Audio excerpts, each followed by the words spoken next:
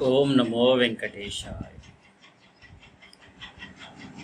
Today we are going to know about one of the richest temple in India, that is Sri Balaji temple, Sri Venkateswara Swami temple in Tirumala. Tirumala is a hill town in the Tirupathi city of Chittor district, Andhra Pradesh. Sri Balaji or Srinivasa is nothing but the incarnation of Lord Vishnu on earth during this Kali Yuga.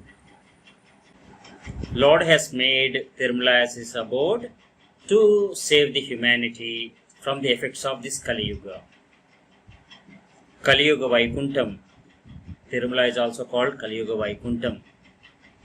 And Lord here is referred to as Kaliyuga Prathyaksha Daivam. So we'll know about the Kali Yuga and other yugas. Right now we are in Kali Yuga. The temple is run by Tirumala Tirupathi Devasthanams and is managed by Andhra Pradesh state government.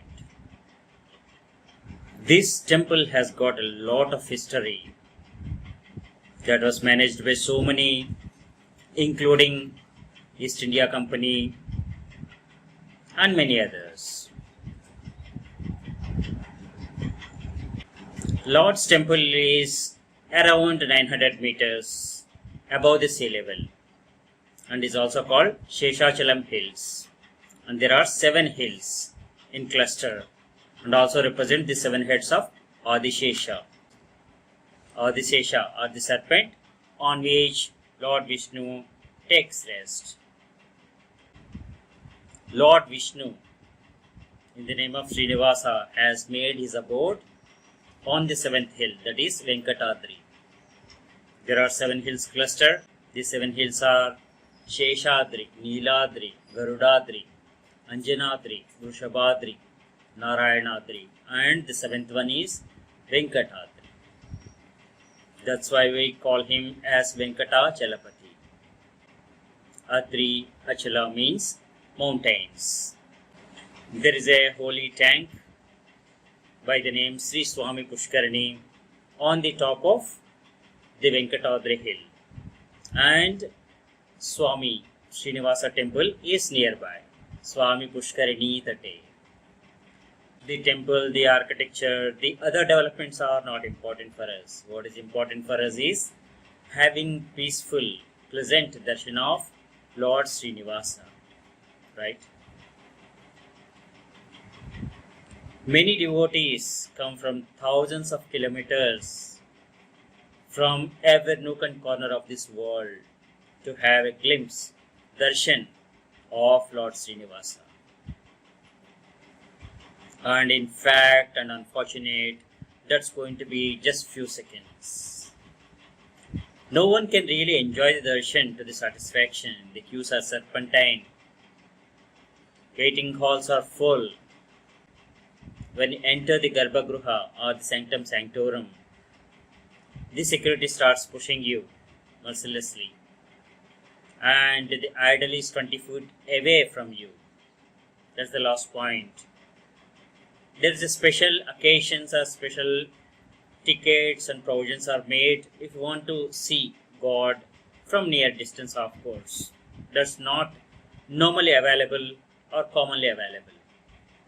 And in that few seconds, what you will see, all the way you traveled up to the temple to have glimpse of Lord Darshan.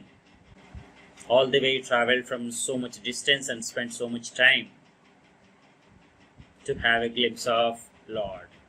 By the time you want to see from toe to top, remember one thing, always visualize the divinity or the divine form from the toe to the top, right? And by the time you want to see from the toe to the top, you are halfway out. They will start pushing you out. Somehow some people could manage, if they are strong enough, to have few more seconds of glimpse. On this point I am unhappy always. In this temple are many other temples where there's a large crowds are there, and the entry to the temple is narrow. This is the one point where I want to bring to the authorities of this temple, TTD authorities, or any other temple in fact. The entry, most of the temples, the entry and the exit is the same door. So that way the crowd cannot be managed efficiently, and the Garbhagruha is poorly lit, most of the temples. So, and it's over decorated. You have the garlands and so many other things. So, you will not be able to see the face. The idol is mostly over decorated. And if you want to have a glimpse of the face of the Murti or the Lord, it's very difficult to find sometimes even where the idols are very small in size. There it's tough to identify the face clearly. And the time that's allowed, that's permitted to spend inside that Garbhagruha is again limited. That's the limiting factor. If you have more time, probably you will have more attention and you'll be able to visualize the deity to your satisfaction. Right? This is not one day issue, and all other things built around the temple are not important to the devotee. How the temple is built, what are the surroundings, what are the sub-temples that are built, they are secondary. A person goes to a temple to witness, to visualize the Lord, to seek His blessings. That is important. And rules and regulations are tied over that. And in most of the temples, it's a pity that the preference is given to those who can pay. So, to have a darshan, you need to pay the money.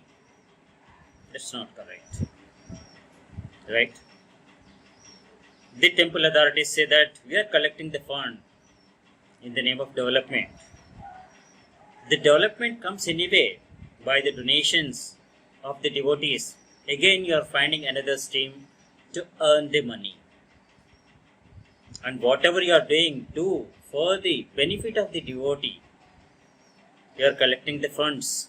You are accumulating the money here, finances, through the donations, through the offerings, through many other material gifts or whatever. And you are spending, if you are spending that money 1,000 kilometers away or somewhere, that is not useful to the devotee who is come over there, right?